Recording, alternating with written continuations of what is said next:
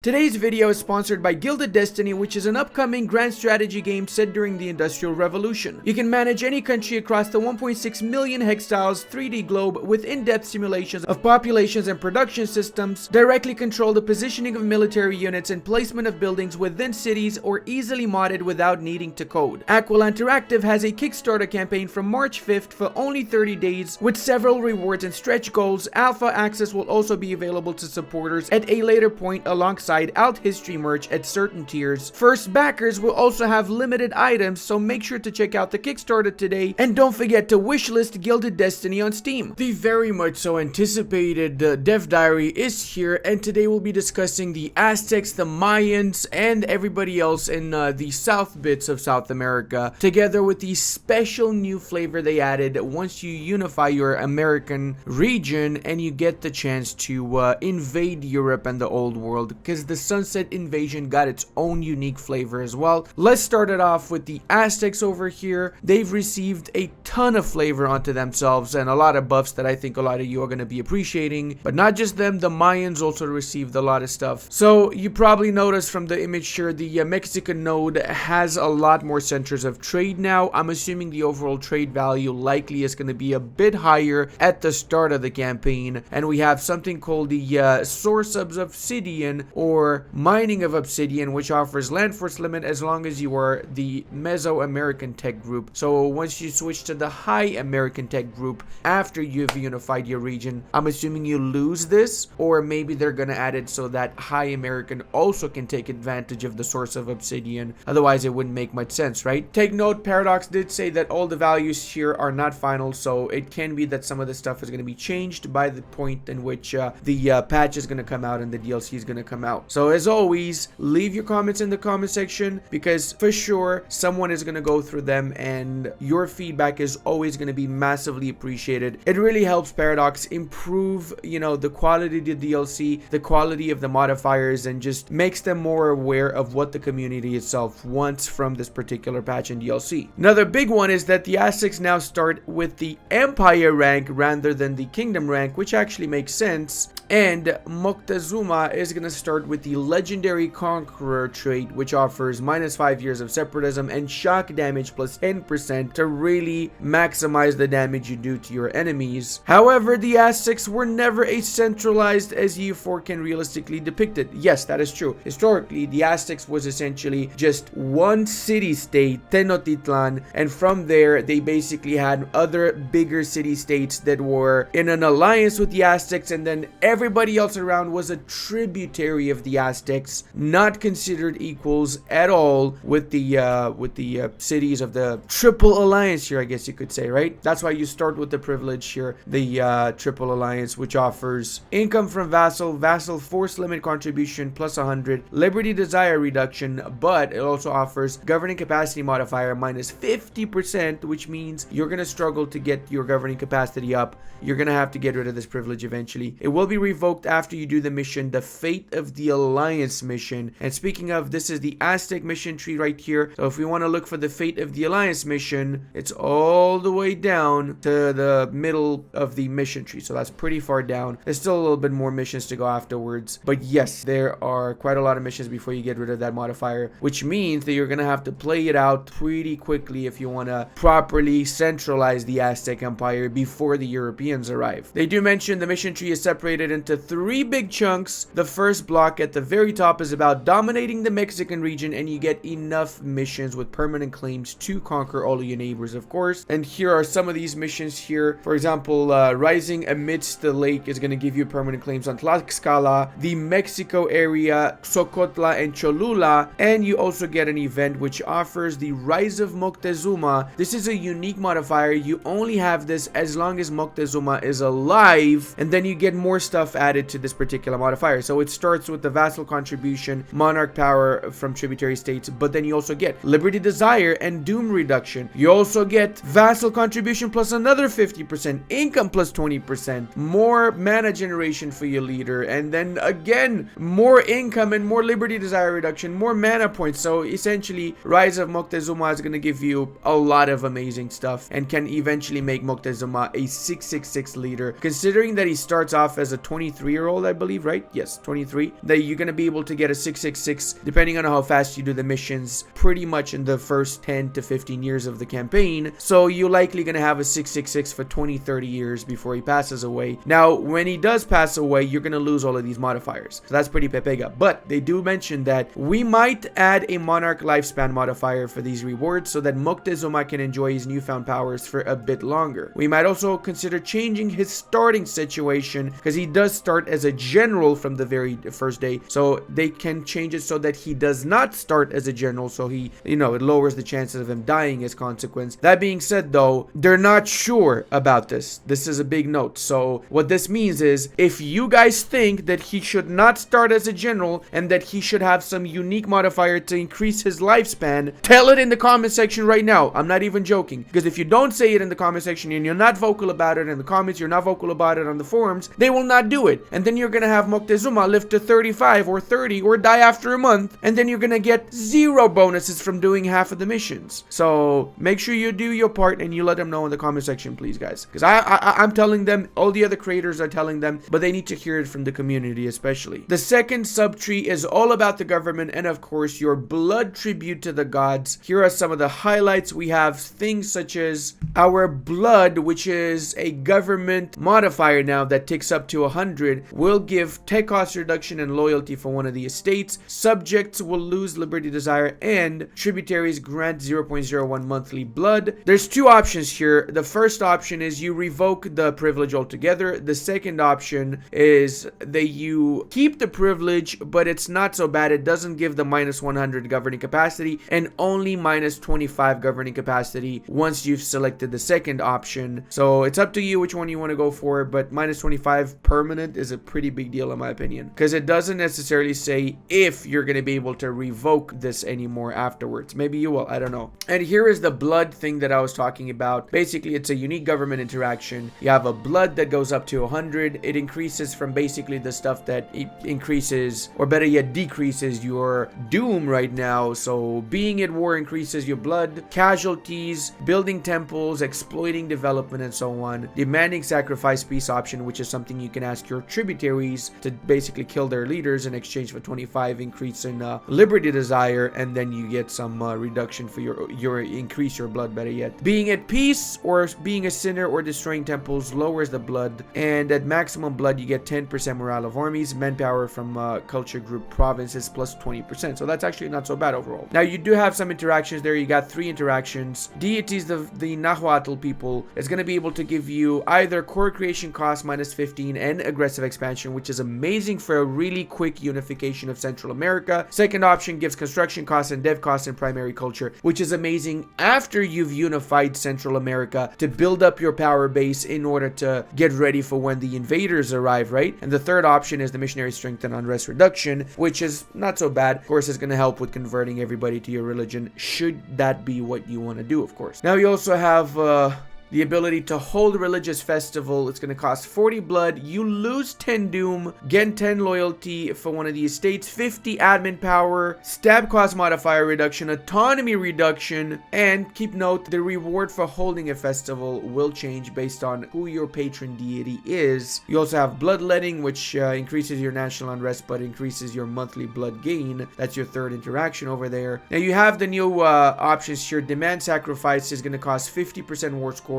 and it's going to give 10 blood. You can do that whenever you attack your enemies. You can make them also a tributary, and Mesoamerican tributaries are basically the same like regular vassals. Look at this. But you have the option of getting some tribute from them like tributaries, as well as you get the option of sacrificing their ruler in exchange for some doom, and with the malice of being relations and increase in liberty desire. But you can annex them. So unlike normal tributaries in Asia, these tributaries, the Mesoamerican ones, can be annexed. So they're essentially vassals mixed in with tributaries. Kind of like if vassals and tributaries had a baby, this would be the outcome, I guess. Now, the last part of the Aztec mission tree is revolving around the economy and the military affairs of the Aztecs. Take note, they do intentionally mention that there are no Jaguar special units, and a tease for them was not intentional whatsoever, because previously they did say that there might be a Jaguar unit. I'm not sure. I don't remember, to be honest, from last week. But, oh yeah, they did say, because I was like, if these guys are getting Jaguar units, but we don't have Prussian units, I'm pretty pissed. Did they just remove Jaguar units because I complained about it?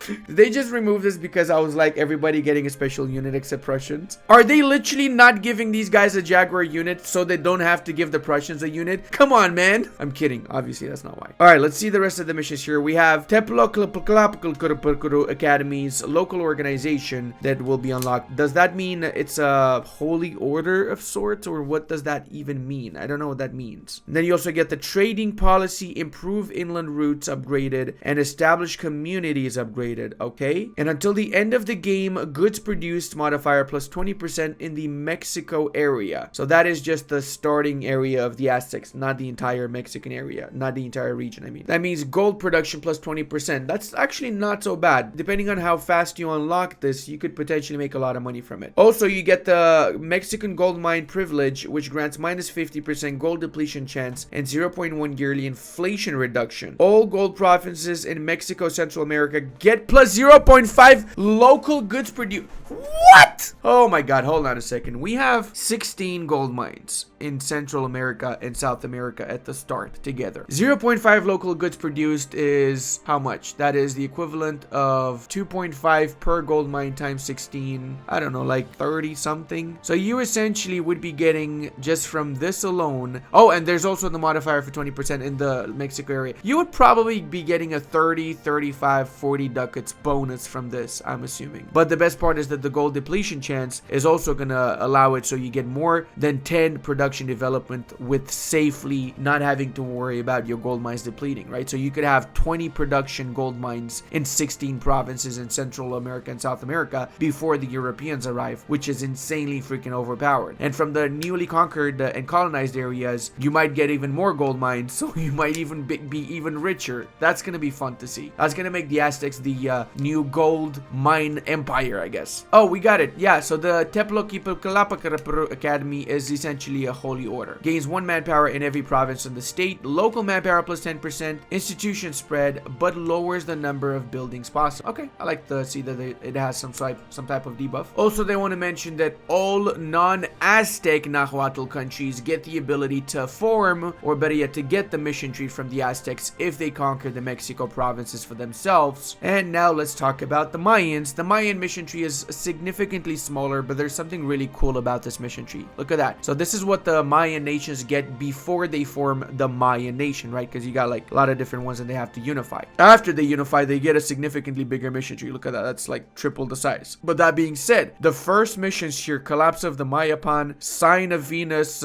campaigning seasons, and reforming our society, have an evolving reward. What does that mean? It means that, you know how you have to reform your Mayan religion, and then after you reform, you lose your vassals, right? Well, apparently, you can do these missions again and again after every single time that you've reformed. That's cool. I actually would like to see redoable missions as a thing in future DLCs, or if there's going to be any, or just maybe redo some of the old DLCs if there's going to be any development for the old one, which probably not, but yeah, it's a cool idea. Maybe EU5 is going to have this stuff, you know what I mean? Maybe they're testing it out for EU5, who knows? So these 3 missions get reset, in other words, uncompleted, which allows you to complete them again. Their evolving modifiers get upgraded every time you complete them once more. Another change is that to form, you only need 2 Mayan religious reforms instead of the full 5 to form the Mayan nation. Forming the Mayas will be rather painful, as whenever you enact a new religious reform, you get a 5 years penalty to your manpower recovery speed, harsh treatment. It also disables the ability to increase autonomy, manually decrease war exhaustion, and you get plus 3 war exhaustion when you undergo the reform. So essentially, you can form the Mayan country after a minimum of 10 years in between reforms, essentially, and then you can do it. So that's pretty good, to be honest, because you can potentially form Maya by 1460, 1458, something like that, if you're fast enough with your conquest, right? Now, you guys can take a good look at this here. There's a lot of missions there. They don't explain all of the missions, but they do explain some of them. For example, Shu gets the courthouse building upgraded. If there is already one, or if there's a town hall, then you get some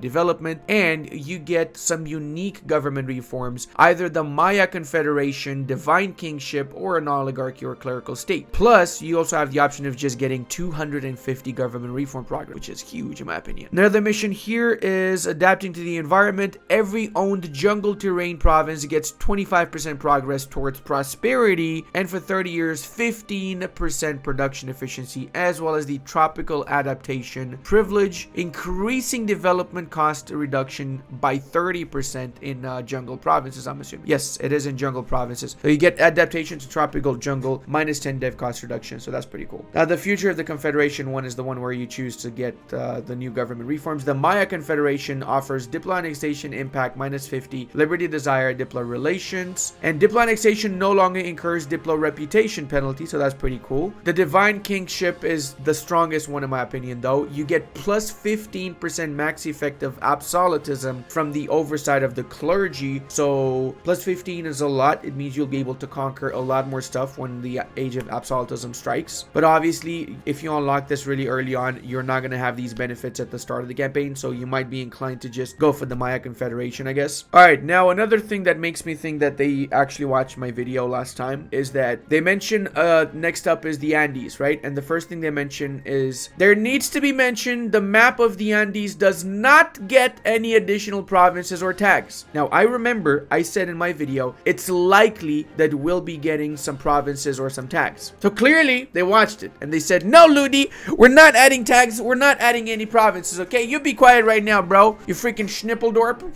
So good, now at least I know. A little bit disappointed with the no new tags. I would have liked some new tags. Provinces I do understand though, because let's face it, there's enough provinces in EU4 as it is, right? There are some small setup changes, however, they mention. Similar to the Aztecs, Pacucatis starts with the legendary conqueror trait, just like Moctezuma does, and he's been reduced to a 4-3-5 instead of the 5-4-6 Chad Lord that he started off as. This is the Cusco mission tree, pretty small over here, mostly revolves around conquering everybody in the Peruvian area or Incan area, and then afterwards it expands once you form Inca, of course. So these are the highlights here. Allows the colonization of Peruvian coast area through venture into tribal lands decision. Unlock the Chanca Auxiliary Mercenary Company, which costs no force limit. That's nice. That's like the special Byzantine mercenary company that we have at the start, which again doesn't take up any force limit. You also get the event coastal people, two options. Either you get some tech, admin tech and diplotech cost reduction until the end of the game, or you make Chimuan an accepted culture. Defeat the Wankers is the one you get permanent claims on most of the areas here, and based on where your national focus is, be it admin, diplo, or military, you get a small little bonus for 25 years as well. And the take over Quito mission gives you Karan as an accepted culture and allows for colonization of Pastos, Popayan, Neiva, and Pijaos through the venture into tribal lands decision. Okay, now we see what exactly that means. The colonization decision requires you to defeat the locals, so you got to wipe out the locals and have 50 ducats ready. Using the decision, then you will start a frontier colony in said provinces. Decision can go as far along as the Andes as you see in the screenshot. So we can colonize these two provinces in the north, right? And then in the south, look at this, we can colonize all of this stuff here. That is a lot of provinces we can colonize. Now I'm a little bit confused. Can we colonize the ones you get the permanent claims on also, or just the green highlighted ones? Because if it's the ones with the claims, that is awesome. That's basically the entirety of the Andes. That's a big amount of land you can get before the colonial nations arrive. If it's just the green ones, still good, better than it is right now, but would be cool to see the yellow ones able to colonize as well, in my opinion. Now you probably expected it, we do get another privilege here, the high altitude adaptation. Now this comes with a debuff. Every province that is not hills, mountains, or highlands is going to get plus 15 dev cost reduction. Every province that is hills, mountains, or highlands gets minus 50% dev cost penalty from those particular terrain types. So that's great because almost 80% of the provinces in the Andes are mountains, hills, or highlands. So that works for us at least, right? If you want to play tall as the Incans, you can definitely do so. Once you form the Incan mission tree, you go from this little mission tree to this bad boy over here. Look at all. Oh my god, that's actually a lot of missions. That's actually a lot of missions, man. What the schnaps. Now, the first part of the subtree is about the Mitma, a policy of forced resettlement of the border provinces that happened within the Incan lands. Here's the highlands. You have two options. Once more, you can get some admin points and reform progress, or Inca gets loyalty through Mitma. Until the end of the game, you get an increase in core creation cost, but you'll get -5 years of separatism. When a province is cored territorially, a random state core that does not have separatism and does not have the Mitma settlers will get a 50% chance to get one random developed. Plus, the province itself gets local production efficiency plus 33% for 30 years when this is enacted. Now, we of course have the Andean Empire Tier 1 reform as well. It offers max effect of absolutism plus 10%. We get an Incan authority ability. We get fixed to the empire rank, and the clerical minister's privilege gives +5 monthly Inca authority and Panaka's loyalty equilibrium. So this is what the Inca authority looks like. These are the things that will influence it. Having higher legitimacy, stability, prestige, power projection increases it. Having it lower decreases the authority. So you obviously want to have a very stable empire in essence, with very low autonomy as well, from what I can tell here. Now, at maximum authority, you get yearly absolutism +2, autonomy change -0.10, damage, morale damage 25%, cost of advisor with ruler's religion -25%. So that's decent. It's not amazing, but it's definitely decent. There's 3 interactions. We have Alter the Records gets 20 Incan authority. Second one gets 30 Incan authority. Third one, you lose 50 Incan authority, but you get 1 of each mana points for your leader. And mummified leaders will get deposed. We'll talk about that in a few moments. Until the end of your leader, you get core creation cost -10% and years of separatism -5. Now, what does the mummified thing means? It's a new mechanic. Every time a leader dies for the Incans, you get that particular leader as a mummified ruler, and they add up. The more you have, the more you get. Mummified rulers